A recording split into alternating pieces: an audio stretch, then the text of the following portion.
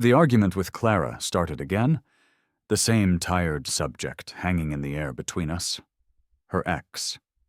It was a circular conversation we'd had too many times, and this time, like all the others, it was going nowhere. The tension in our living room was thick enough to feel, a heavy blanket of unspoken resentments.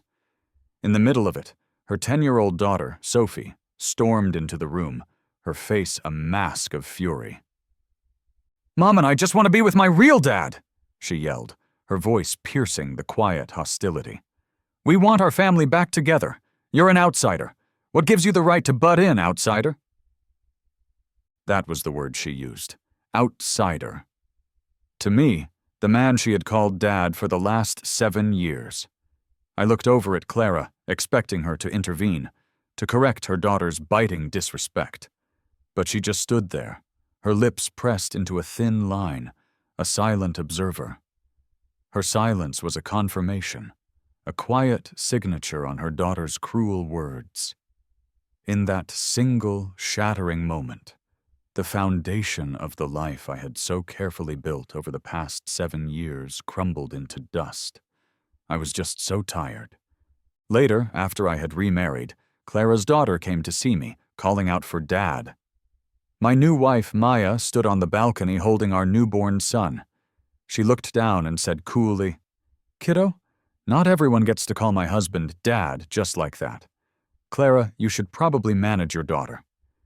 I remember sitting in my car, the engine off, watching Clara hold her daughter's hand as they walked away from her apartment with Julian. He wasn't her ex-husband, more of an ex-boyfriend, a ghost from a past I was never part of. 10 years ago, they were from 2 completely different worlds. She came from a modest family, while he was the son of a wealthy and influential one. By all accounts, their paths should never have crossed, but they fell into a whirlwind romance that nearly ended in marriage. Reality, however, has a way of intruding on fairy tales. Clara became pregnant before they could get married, and shortly after she gave birth to Sophie, Julian's family sent him overseas to marry a woman they deemed more suitable. For 10 years, Clara raised their daughter alone, juggling work and single motherhood, a constant struggle that left her perpetually worn out. 7 years ago, our paths crossed at the hospital where I was being treated for an injury. After a period of what I can only describe as serious persistence on my part, I became her husband, and in doing so, her daughter's second father. From that day on, Sophie was looked after. I made her dinners, packed her lunches, and always left a warm light on by the entrance for Clara when she came home late from a long surgery. I poured everything I had into building this little family, trying to mend the broken pieces of their past into something whole and happy.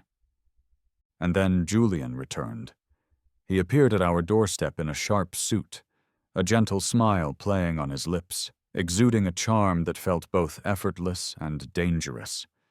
He claimed he didn't want to interfere with our marriage, that he only wanted to see his child. Clara, it seemed, didn't understand that was a line he was supposed to say, not a reality she was supposed to embrace. It was 2 p.m, a time when she was scheduled to perform a major surgery on a patient who had waited 3 months for the procedure. Instead, she was with him. I saw her looking at Julian with a gaze I'd never once received in our 7 years of marriage. A look of longing and deep, unresolved history. Their daughter, Sophie, was clinging to Julian's arm, begging him to take her to the amusement park. "Mom and Dad never took me to play together," she whined. What was she talking about? I had taken her and Clara on roller coasters almost every weekend. But then it hit me. She meant her real dad, not me. And Clara, standing beside Julian, her gold-rimmed glasses giving her an elegant air, seemed to silently invite him with her eyes. They were both nearly 40, yet time had been kind to them, preserving their storybook romance. Their daughter, the living proof of their love, stood between them, a bridge connecting their past to a potential future. Someone once said that old lovers are like Wi-Fi. Get close enough, and the connection is automatic.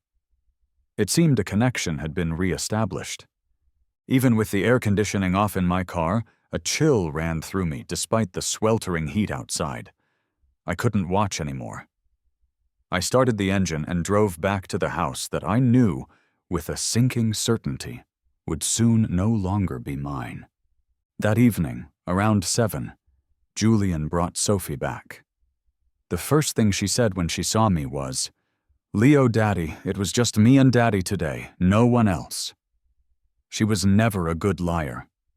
In her attempt to cover for her mother, her little slip of the tongue, calling me Leo Daddy in front of her real daddy, revealed the truth. Julian looked momentarily embarrassed before composing himself with his usual grace. As always, he brought gifts for the stepfather of his daughter, a gesture that felt more like a power play than a kindness. I awkwardly thanked him. "This is too much," I mumbled. "Not really," Sophie piped up. "My dad's super rich. He doesn't mind spending a little—" Julian gently shushed her, playfully complaining, "This kid, I've spoiled her." In just 10 days and 3 visits, he had managed to undo 7 years of my parenting. After he left, I brought out the reheated dinner I had prepared. Braised ribs and boiled shrimp, Sophie's favorites. She didn't even glance at the food. "Dad took me to a 5-star hotel for steak tonight," she announced. "Have you ever heard of Japanese Wagyu?" Of course I had. My salary couldn't buy a mansion, but I could afford a steak dinner. I suppressed my rising frustration and asked her, "Does your mom like it too?" Clara didn't eat beef. She'd sworn it off forever after witnessing a cow being slaughtered in her childhood. I had always respected that, never cooking beef at home or even suggesting we go out for steak. But Sophie, forgetting her earlier lie, blurted out, "Of course, Mom likes anything Dad likes." Wow, just wow. Sophie went to her room to play with the new toys her father had bought her.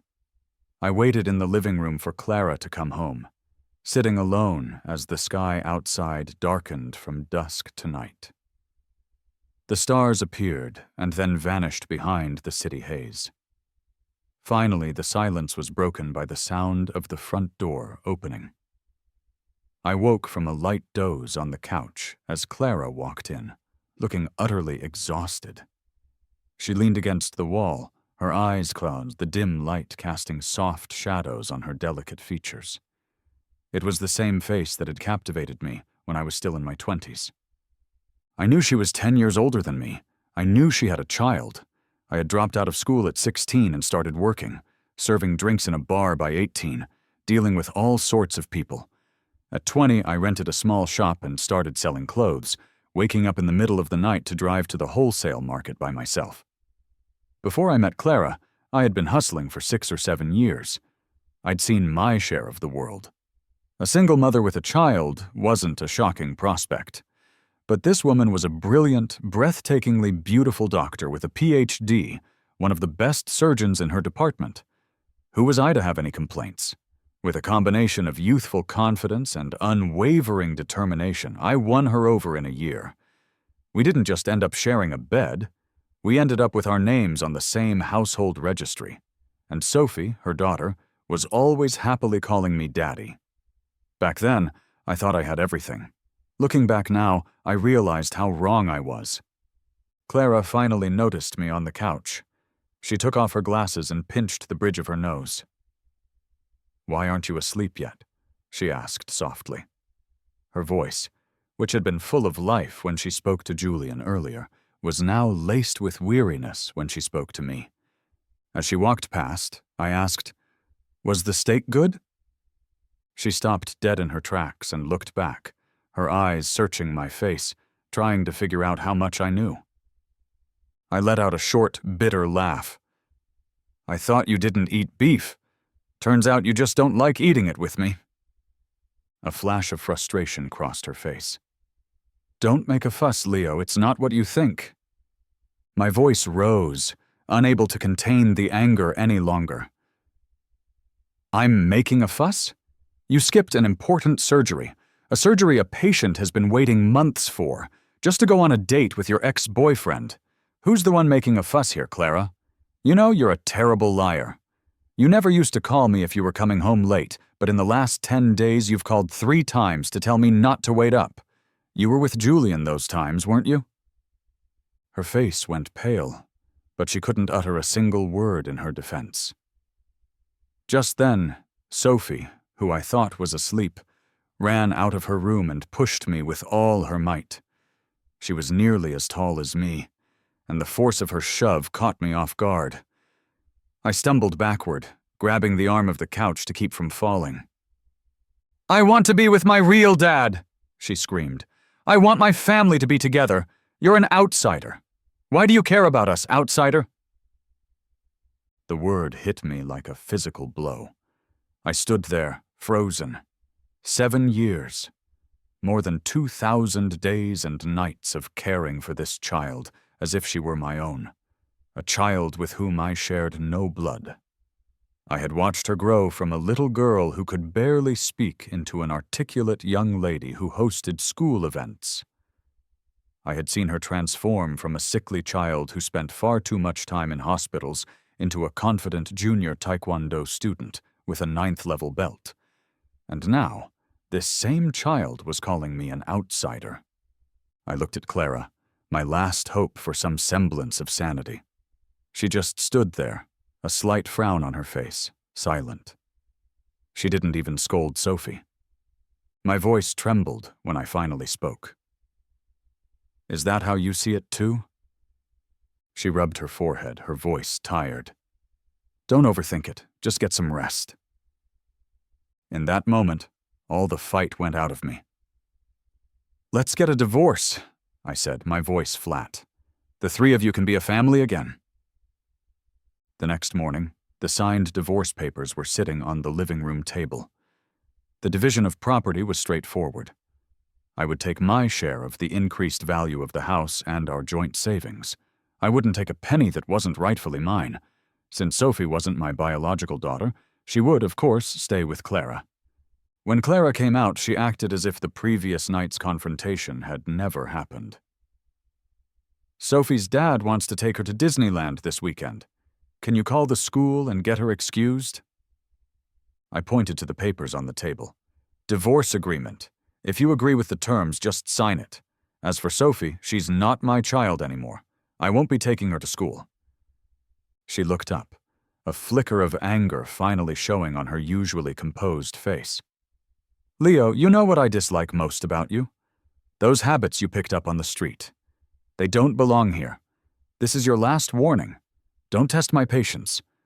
I almost laughed. What habits? My strength? My independence? Clearly, life hadn't taught me enough, or I never would have dedicated the best years of my life to a woman who was still in love with her ex. I slammed the papers down in front of her. "Clara, if you have any decency left, you'll sign this and not hold me back. There are plenty of women out there for me. I certainly don't need you."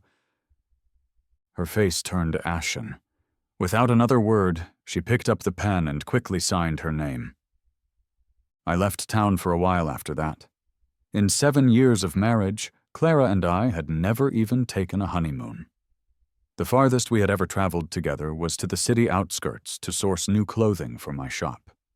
My life outside of work revolved entirely around caring for her and her daughter. My friends used to joke that I had become too domesticated, living a life that was too structured and predictable. I used to argue with them, insisting I was happy. Now it was clear that I was the one left to pick up the broken pieces of a life I thought I wanted. I bought a series of train tickets and traveled aimlessly. I visited the factory where I had worked as a 16-year-old boy, and the bar where I had served drinks at 18. I caught up with old friends and rivals, and even went back to my deserted hometown to pay respects at the graves of relatives I barely remembered. The memories washed over me, highlighting how much my life had changed, yet the tough, resilient core of my spirit remained. When had I stopped being happy? My friends were right. I had lost myself somewhere along the way. A month passed quickly. By the time I returned to the city, our divorce cooling-off period was over. I went straight from the airport to the marriage registrar's office. Clara was already there, as calm and composed as ever as she signed the final documents. Her hand was as steady as it was when she held a scalpel. She didn't contest the asset division, and even offered me an extra $20,000, as if to compensate me for the loss on my investment of 7 years of my youth. I almost didn't know whether to laugh or cry. $20,000 for 7 years of my life. I handed the money back to her. "You're 40 now," I said with a thin smile. "You're heading into old age. You'll need this more than I do." She lowered her head, her eyes looking red and weary, a hint of sorrow in them. Why wasn't she happy? Her old lover had returned. The spot beside her was now free, and her daughter had eagerly accepted her real father. Everything was falling perfectly into place, just as it was meant to. So why the sad act? I waved casually over my shoulder and walked away without looking back. That day, I announced my divorce to my friends. My buddy Ben and the others took me out to a bar to celebrate my newfound freedom.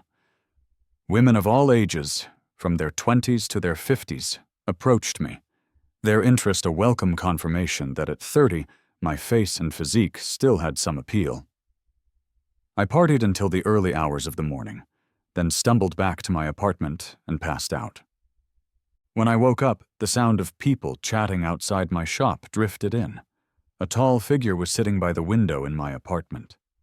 She had beautiful eyebrows, delicate features, and a faint, unreadable smile on her lips.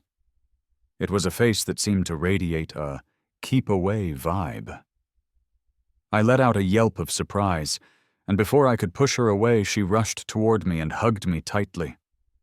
She looked up, her eyes welling with tears. "If you don't take responsibility for what you did," she choked out, "I'll end my life right here in front of you." My mind went completely blank, a wave of guilt washing over me. But then I remembered. I was divorced. My moral compass suddenly felt very far away. So I slept with a woman. Isn't that what a newly single man was supposed to do? My brain kicked into overdrive, trying to place her. Had we just kissed? "Check your phone first," she said, cutting through my confusion.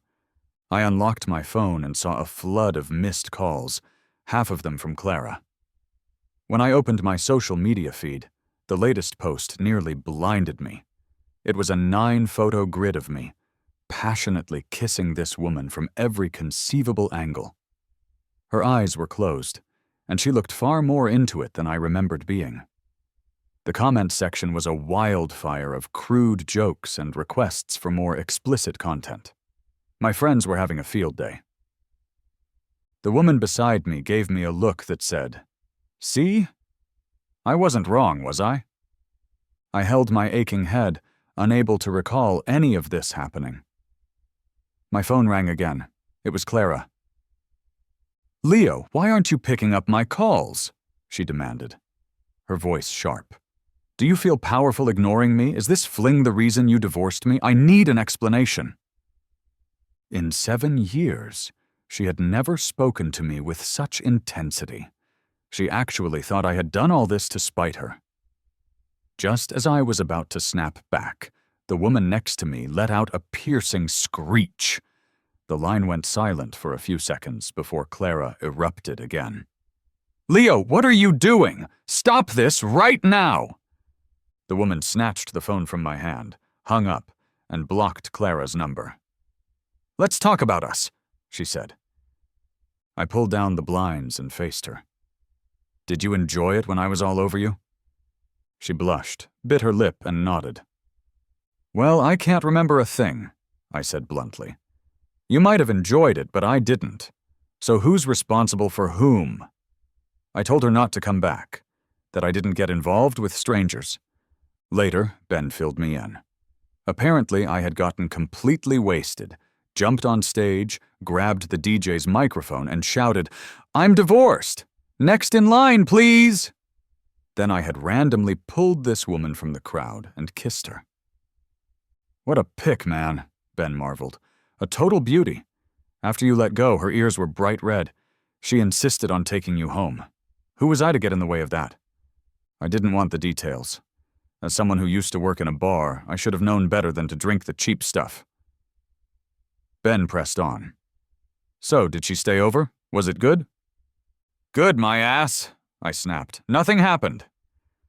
I was still wearing the same clothes from the night before.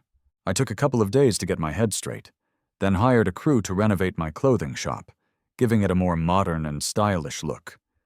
During this time, friends I shared with Clara called to ask why we had divorced. They wondered if it was because of her ex. I gave non-committal answers, but they seemed to guess the truth. The gossip mill was already churning. Apparently, Clara had been missing surgeries, and the hospital had put her on probation. A 40-year-old woman, risking her career for a lost love. It was quite the spectacle. The news surprised me, but not entirely. As much as Clara valued her work, it was all secondary to Julian. Now that she was suspended, she had all the time in the world to rekindle that old flame. With the shop revamped, I prepared to restart my live stream sales. I still had a few thousand followers from before, but I hadn't been active in years. When the new equipment arrived, I set it up in the designated streaming area, and then she walked in, the woman from the bar. I sighed. "What do you want? Just call the cops. Tell them I harassed you and we'll let the law figure out what I owe you." She shrugged and sprawled in the only chair in the room. "I'm not calling the cops," she said. "I'm waiting for you to feel guilty." "Well, I don't," I replied, turning back to my equipment. She grabbed my screwdriver. "If you don't feel guilty, I'll ruin your setup." Under her strange, passive-aggressive threat, she ended up helping me. She set up the lights, aligned the phone stand, and even mopped the floor until it was spotless. As she left that day, she called over her shoulder, "I'll be back tomorrow." And she was. She showed up and had my broadband upgraded. The day after, she helped me promote the upcoming live stream.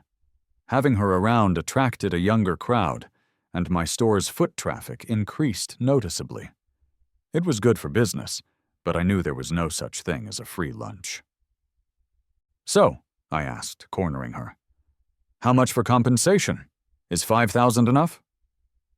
She looked at me as if I had deeply insulted her. Her eyes grew moist. "That was my first kiss. You think it's only worth $5,000? A first kiss?" I gave her a skeptical look. This girl had never been kissed before? Unlikely. I impatiently held up one finger. $10,000. That's my final offer. Even though I had gotten a decent sum from the divorce, it was my hard-earned money. Paying $10,000 for a kiss I couldn't even remember felt like a rip-off. To my surprise, she stuck to her principles. "Absolutely not. Money can't sway me." Just as I was about to argue, I heard a child's voice call out, "Dad?" I turned to see Sophie, standing there in her school uniform, backpack slung over her shoulder. She had skipped school. Before I could say anything, the woman in my shop peered down at Sophie with a dead serious expression. "Kid, don't just call anyone Dad." She raised her eyebrows at me, a clear signal that she had done her homework on my past. I had to admit, in the 2 months since the divorce, I had missed Sophie. During my month of traveling, I often found myself reminiscing about our life together, and I realized my feelings for her were stronger than what I had felt for Clara. Love for a partner can fade, but the bond with a child you've raised lingers. I remembered the first time I met her. She was not even 3, burning up with a fever. The nanny had unceremoniously dumped her on my desk, complaining she couldn't handle the sick child. Clara was in surgery, and I, driven by my infatuation, was waiting for her. Sophie's face was flushed, her hair soaked with sweat, and she was crying for her mother. I cradled her in my arms, took her to the pediatric emergency room, and got her admitted. When the nurse asked about my relationship to her, Sophie looked up at me with her big round eyes and called me Dad. I took it as a sign from the universe. 7 years later, she had labeled me an outsider, and yet here she was, seeking out that same outsider. The woman in my shop, Maya, sulked in her chair, clearly annoyed by the interruption. I handed Sophie a towel to wipe her face. "Why aren't you in school?" "I miss Dad," she whispered. Maya snorted from her chair. Sophie's eyes immediately turned red. She wasn't one to cry easily, but now tears welled up. My heart ached. I reached out to wipe them away, but stopped myself. She had her real dad now. I shouldn't overstep. "Finish this," I said, handing her a soda. "Then I'll have someone come pick you up." "I disagree," Maya announced loudly from her seat. Sophie refused the drink, and the tears started to fall. "I'm not leaving. I want Dad.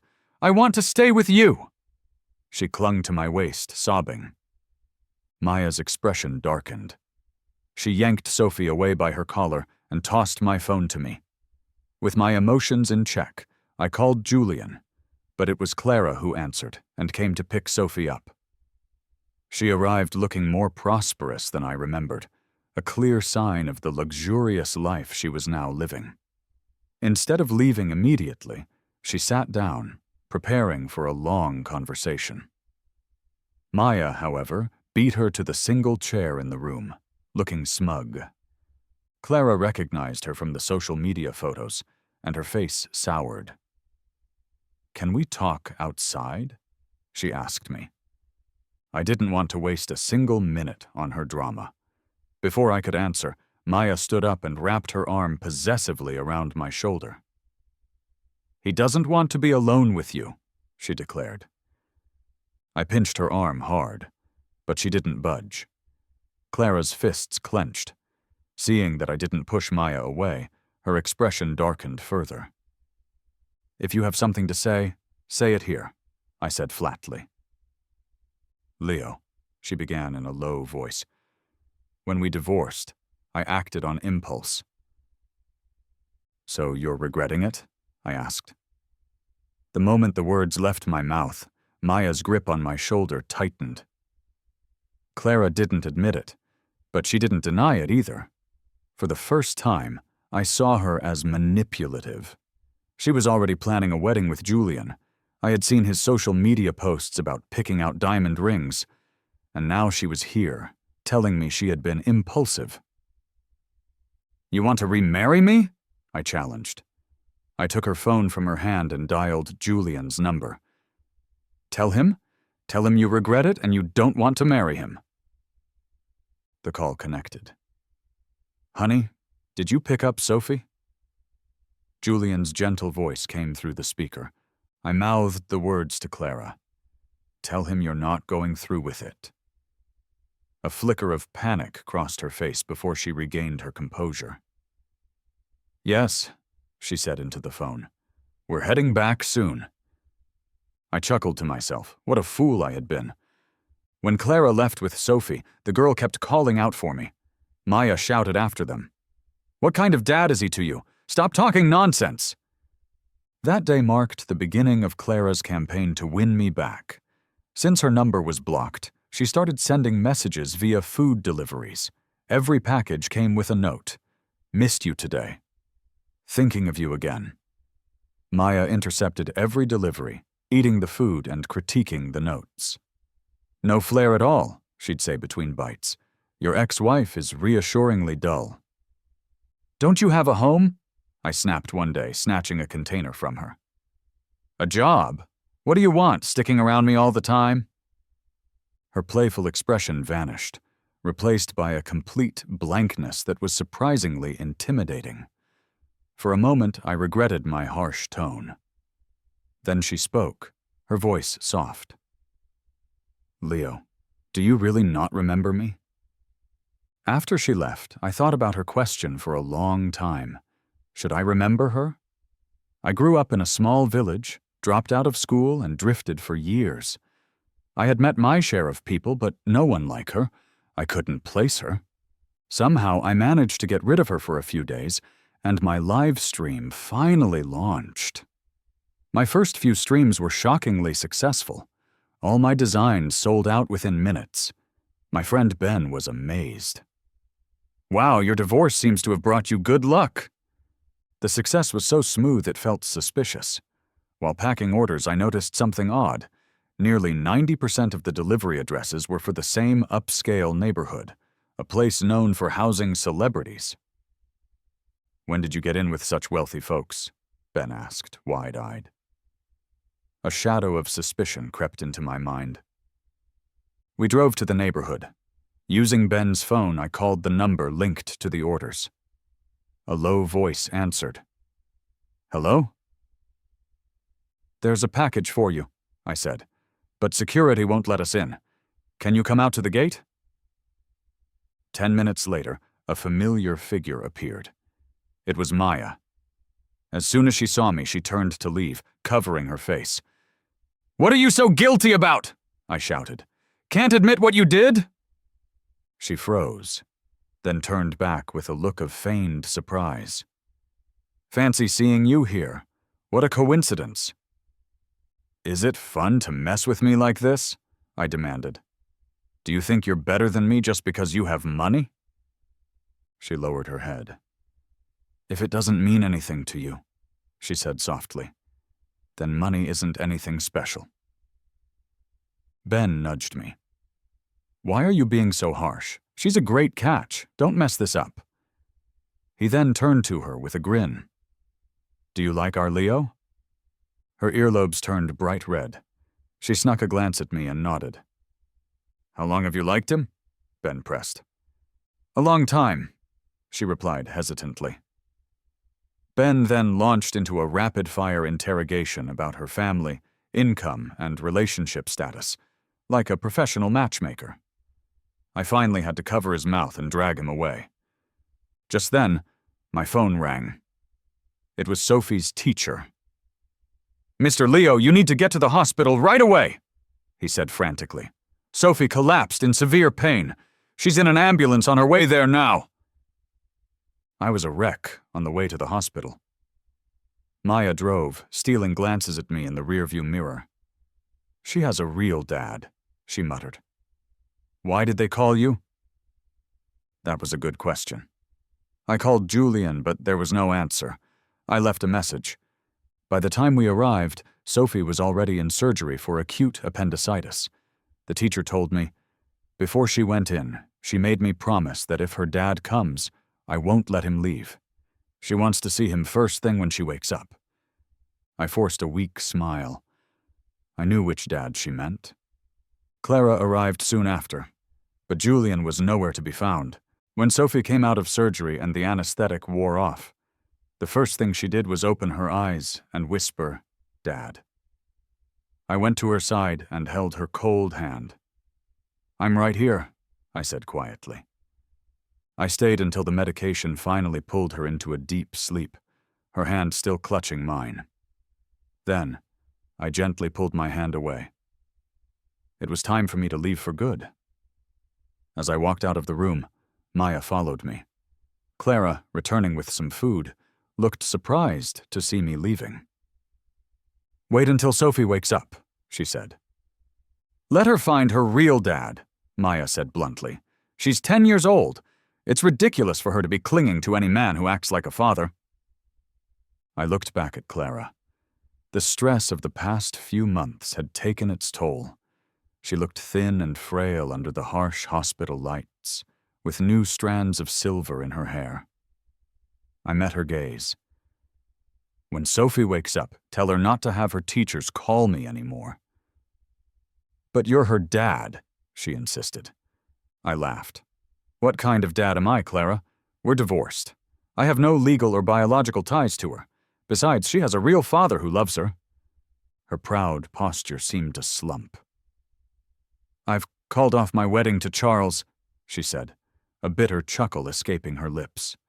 When I finally had the chance to start over with him, I realized my heart is full of you, Leo. I miss your passion, your little quirks, the way we used to have fun together. Her gaze grew hopeful. Let's start again. Sophie and I can't live without you. No chance, I said, rejecting her without a second's hesitation. I don't believe you, she persisted. We were so happy. I can win you back. I was done with her drama. I turned to Maya, who had been watching silently. When I kissed you at the bar, I asked, did you like it? Surprised, she nodded quickly. Good, I said. Let's do it again. I turned to Clara. Watch closely. I grabbed Maya's neck, leaned in, and kissed her deeply. When I let go, she was breathless, her face flushed. She looked stunned for a moment, then dashed away down the hall like a startled rabbit. I faced Clara again. As you can see, I've moved on, and I'm thrilled about it. Nothing you do will interest me. Stop wasting both our time. Her expression was a mixture of defiance and wounded pride. No! It's just a rash decision. You've picked the wrong person. She can't be trusted. She suddenly dropped to one knee, right there in the busy hospital corridor. Leo, she said firmly, let's get remarried. You always said no one ever proposed to you. Well, I'm asking you now. Marry me again. Suddenly, I heard footsteps rushing toward us. Within seconds, another figure pushed past Clara and stood in front of me. It was Maya, sweaty and out of breath. I live alone, she declared, looking me straight in the eye. I'm a robotics engineer, and my startup has been making about $2 million a year. I own a villa, and the one next to it belonged to my late parents. No engagement, no kids, no exes. The only love I've ever had is you. She held out a red velvet box, opening it to reveal a sparkling diamond ring. Mr. Leo, I'm Maya. Will you marry me? And then it all came flooding back. When I was 14, there was an old spinster in our village who had bought a little girl for 5,000 yuan to be her servant. She named her Jane, believing a cheap name would make for a hardy child. But her real name was Maya. I knew because the old woman beat her so badly that she would hide anywhere she could, sometimes in my family's pig pen. My parents had died young, so it was just me and my grandpa. One day I gave her a bowl of rice, and Grandpa gave her some clean clothes. We confronted the old woman, and she never dared hit Maya again. Not long after the woman died, and we took Maya to the police. They were going to send her to a welfare home while they searched for her family, but she trusted no one but us. For 2 years, she lived with me and Grandpa. Then, her family was found, and she was taken away. Before she left, she looked at me with an unwavering gaze and said, Leo, wait for me. I'll come back and repay you and Grandpa. Grandpa passed away 3 months after she left. I dropped out of school and left the village. My last memory of her was of a shy, skinny little girl. Now, all these years later, she had grown into this remarkable woman, standing before me. In the hospital, right in front of a stunned Clara, I accepted Maya's ring. We walked out hand in hand to the sound of scattered applause from onlookers. Seeing the look of utter defeat on Clara's face was satisfying. Later, however, I returned the ring to Maya. Even though we share a past, I admitted, we're strangers now. It wasn't right for me to use you to push Clara away. I'm not ready for a new relationship. I closed my eyes and puckered my lips playfully. But maybe another kiss would make it okay? I felt her step closer.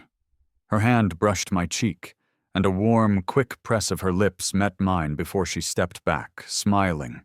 Her usual teasing demeanor was gone. Leo promised me something. If you ever decide you want a lifelong love, you'll think of me first. At 35, I married again. On our wedding night, my wife Maya and I began our honeymoon, planning to see the world. But after visiting just a few cities, an old illness flared up, and I had to return home for treatment. During my hospital stay, I heard a commotion outside my room. A nurse later told me that Clara had found out I was sick and tried to visit, but Maya had blocked her. There was a scuffle. Apparently, a woman in her 40s is no match for a robotics engineer in her 20s. After I was discharged, I moved to a private recovery center. Maya, with her expertise, set up a state-of-the-art surveillance system around the perimeter. It wasn't long before an alarm went off, followed by a young girl's voice shouting from the grounds below. "Dad! I need to see my dad!" It sounded like Sophie. I didn't move. She needed to learn that some stories end, and some doors close forever. Maya went to the terrace, holding our infant daughter in her arms. I heard her voice, clear and proud, drift down. "Kiddo, not everyone can call him Dad. Clara, would you please keep your daughter in check?" Sophie. The nanny always told me I didn't have a dad. She was wrong. One day, a dad showed up at our house. He was gentle and fun, just like I had always imagined.